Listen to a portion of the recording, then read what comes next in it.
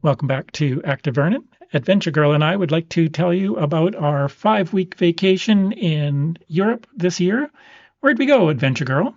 In our first video, we told you about our landing in Zagreb and making our way to Slovenia and then to Trieste, Italy. From Trieste, Italy, we had a self-guided bike tour to Pula, Croatia. It was a week-long tour booked through OK Cycle Tours in Canada using a local agent, Fiore Tours. They delivered our bikes to us at the B&B Hotel Trieste on September 13th. Felix was amazing. So we started off in Trieste and we made our way to the ferry to Muggia. We decided on that option rather than trying to brave the heavy traffic in Trieste, and it was a nice option to take the ferry. We had e-bikes, 29-inch wheel mountain bike tires. It was a really nice bike. On the first day, we noticed Bruce had a bit of a slow leak, and I phoned Felix on WhatsApp. He asked me to send him a picture of Bruce's rear wheel, which I did, and then they delivered a brand new wheel to the hotel and swapped it out. So that was really amazing service. The tour companies now provide an app, and all the directions and sites along the way are on the app. This is the ferry to Muggia. They take our bikes from us. They have bike racks. They put the bikes in, and we just paid an extra, I think it was €1 It wasn't much. And really well set up for transporting bikes and bike tourists. And it wasn't very long. No, it was like 30 minutes, and then we arrived in Muggia and made our way out onto our route. We went through this tunnel, not really realizing it was single lane and traffic controlled by lights at either end, so we were quite lucky we made it through without any oncoming traffic. And this is just making our way to the Parenzana rail trail. Yeah, it was a lovely surface, and the entrance to the trail wasn't very far from where we landed in the Muggia port. Yeah, it's very pretty. There had been a lot of rain the day before, and it did rain some on this particular day. So there was a little bit of debris on the trail, but not very much. It was pretty good.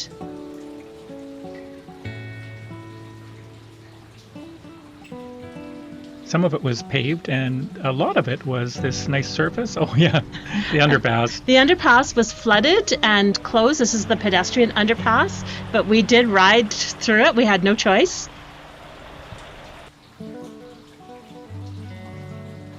Yeah. I should have taken my shoes off, put my sandals on, kept my shoes dry, but I did not. But that was fun. And then we came out where this part along the water was just beautiful.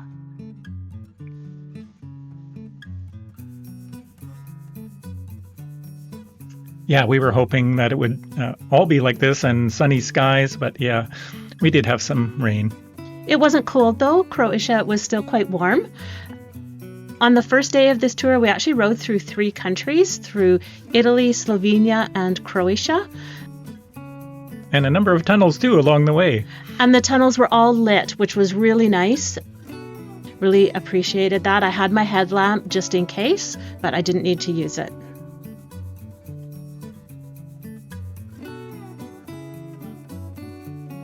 Yeah, another tunnel. It was nice that there was a lot of people in these tunnels as well. Students and just people walking their dog, and so definitely a safe area. Yes. This is just after we had stopped for lunch. Stopped for lunch at a nice pub and had a nice chicken and vegetables meal, and then continued on our way. And again, this was quite a bit along the water before we turned inland. And this was the route around, it was on a dike, wasn't it, around a salt flat? Yes, the Paran salt fields, and it is still used for salt production today.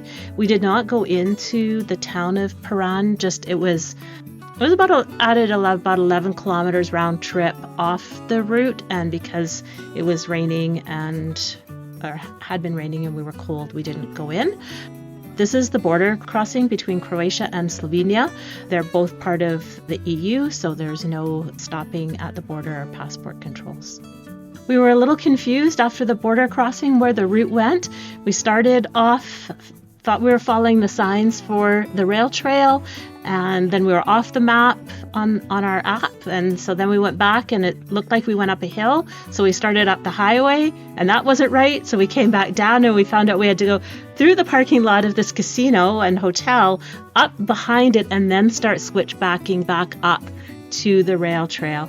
And this is our hotel in Buje, lovely family-run hotel with a restaurant and a nice terrace outside. We hung the clothesline to dry all our wet clothes.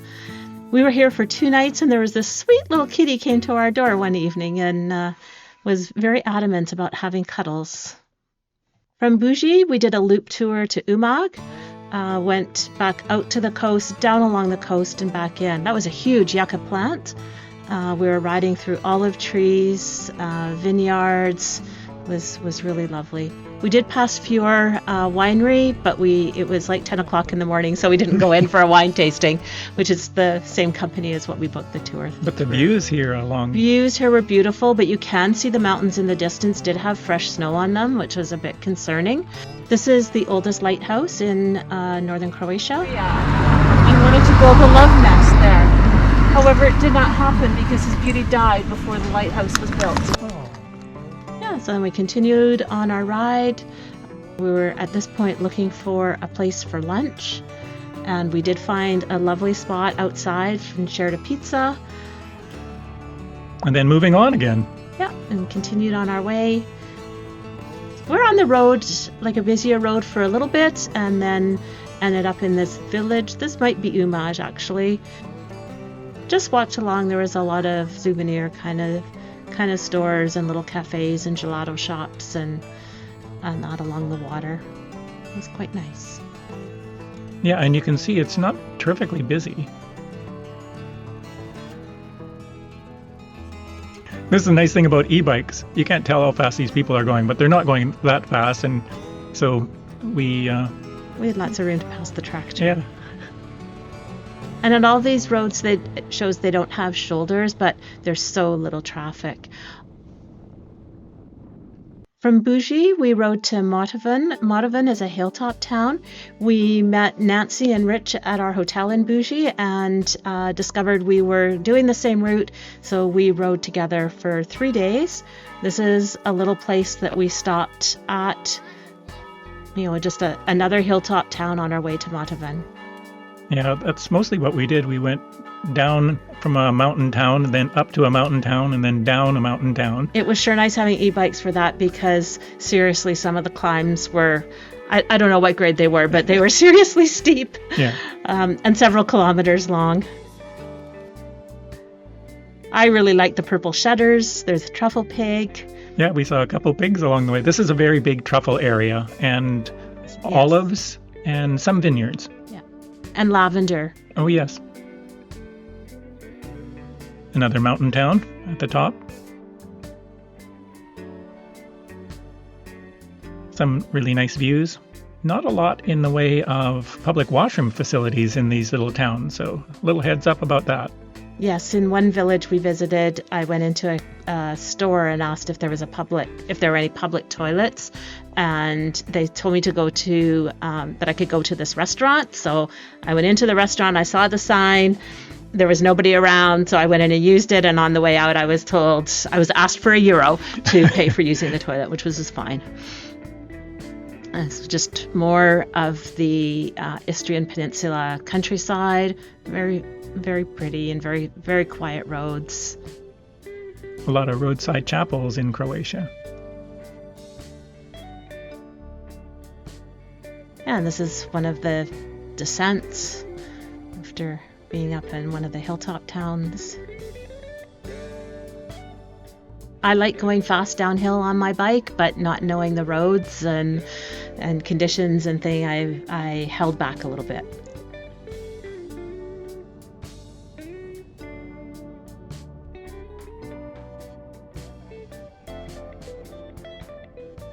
There was a few corners where we did stop to take in the view over the valley, and and see the next town we were heading to, really, a lot of the times.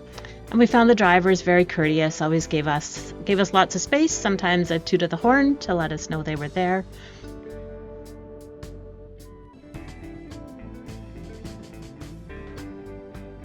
We really enjoyed riding with Nancy and Rich, very similar pace to us, and had dinner together.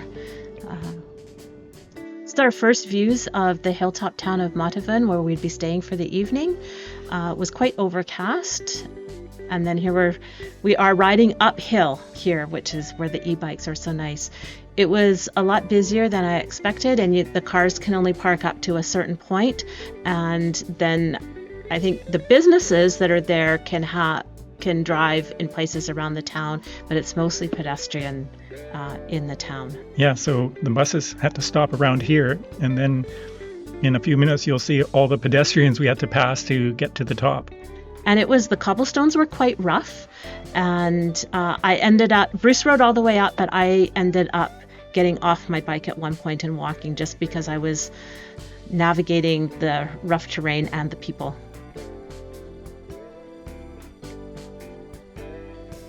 Here's some influencers. And final gate into town.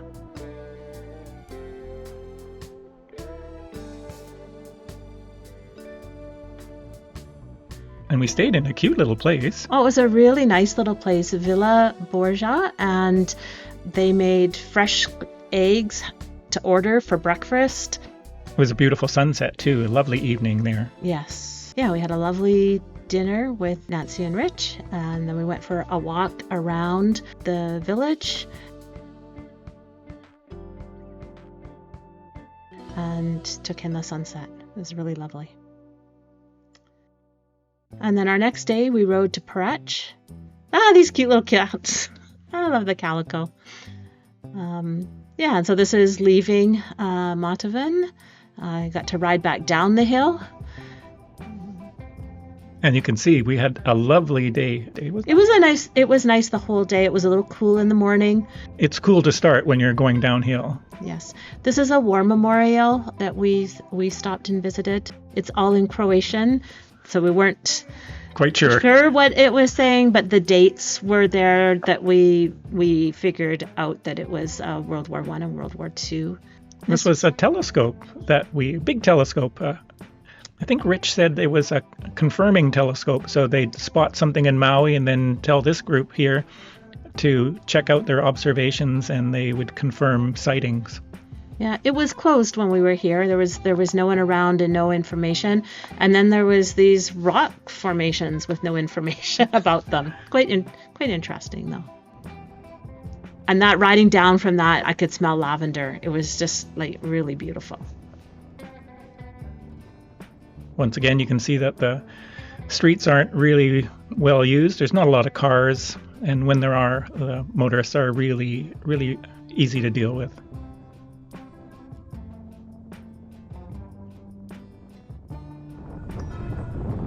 And church bells. We could often hear church bells on any day of the week.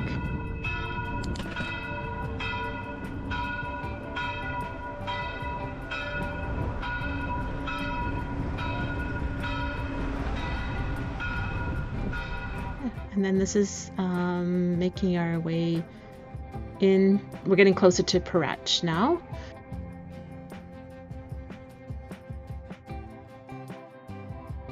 We rode a little bit along the waterfront, and we were staying at different hotels than Rich and Nancy, so we split and made our way to our hotel. And then walked around the peninsula. Yes, it was really nice, and I got to put my feet in the Adriatic Sea. Hadn't come across any places for swimming yet, but I was able to get my feet in the sea. After Porec, we rode to Rovinj. We met up with Rich and Nancy and rode past some ruins that were really interesting. Porec is on the water, but there's an inlet, so we had to ride inland to go around the inlet and then back out to the sea to get to Rovinj. And this was a village we stopped at, a 24-hour clock on there. You don't see those too often. Yeah. And the thing about this castle was it was being restored, and it was lovely, but it cost like 10 euros to go in, so we didn't. No. Cute little mountain towns, walled cities. And just really enjoyable riding. So back into rural areas and onto the Boulevard of Geniuses. Yeah, this was really cool. They have different monuments and information for different geniuses like Einstein and Darwin.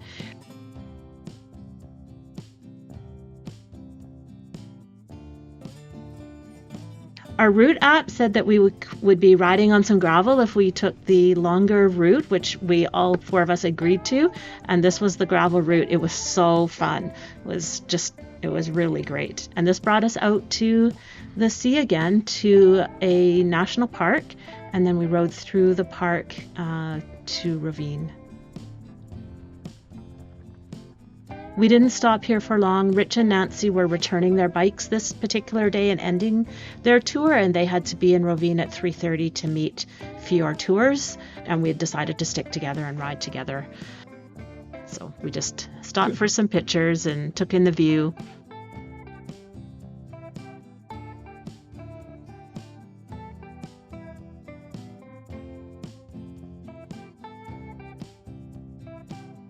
It was almost an 80-kilometer day, so by this point we were getting a little bit tired after hitting the gravel at 60 kilometers in. But through the park right into the city was a lovely ride. Yeah, it was wonderful. Getting to the bus depot in Rovinj was a little bit challenging, and it was really busy, but once we left them and we made our way to our hotel, and our hotel was just off in a quiet little area. It was quite nice, but still really close to walk to a cafe and a grocery store. And we say goodbye to Nancy and Rich. From Rovinj, we rode to Pula. So this is our last day of cycling, and we woke up to pouring rain, unfortunately, because we realized this morning we would be riding back through the park and the gravel roads out to the highway to then get to another route that would take us on some quiet routes and waterfront to Pula. So yeah, there was a little bit of backtracking through the park, but it's a lovely park, really. Yeah, I really enjoyed this riding. It's unfortunate that it was raining and we were just drenched, but the rain did stop about partway through the day, and then it was just overcast. But this was really fun. I love this kind of riding.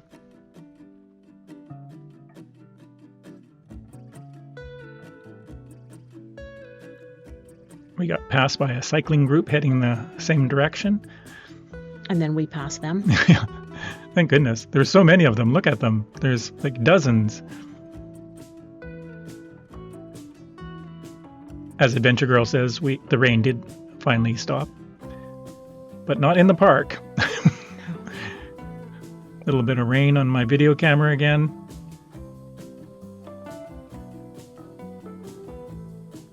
Out on the gravel road, and now we're back out to the highway.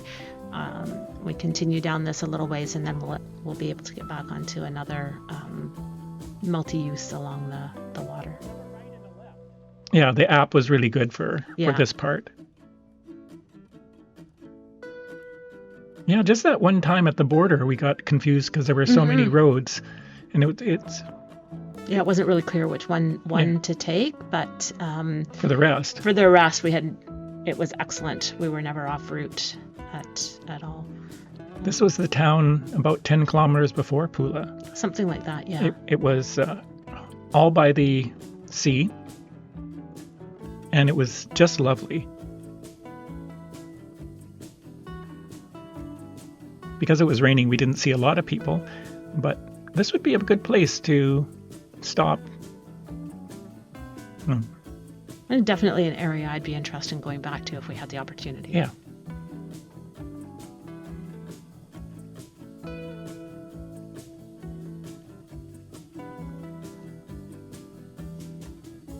And now we're getting closer to Pula. They did say the last little bit by the highway or on the highway would be busier, and it certainly was, but there was actually a multi-use path. And these people are walking away from their bus because they were heading for some Roman ruins, which we'll see in just a second. So the buses have to park way out here, and then they have to make their way out to this area where the Colosseum is. Pula has the second largest Colosseum after Rome. Other than Rome, it's one of the two best maintained amphitheaters in Europe with Roman influence. The other one is in Nimes. We spent 2 nights in Pula at the end of the bike tour. We visited the Colosseum. We didn't go inside. You can see a lot from the outside. We went into Temple of Augustus, which was built in like 2 AD or something like that. Really interesting. Yeah, they had lots of the saved stoneworks and little statuettes and figurines on display in there. And then we went for a drink. Yeah, this is one of the old gates, entrance to the town, and there's more ruins around. This was a really interesting mosaic that was uncovered when they were clearing the rubble after Pula was bombed in World War II. Tells the story of Durski. More ruins. You're just walking along and you can see ruins. Yeah, sometimes they put up interpretive signs, but a lot of times they didn't.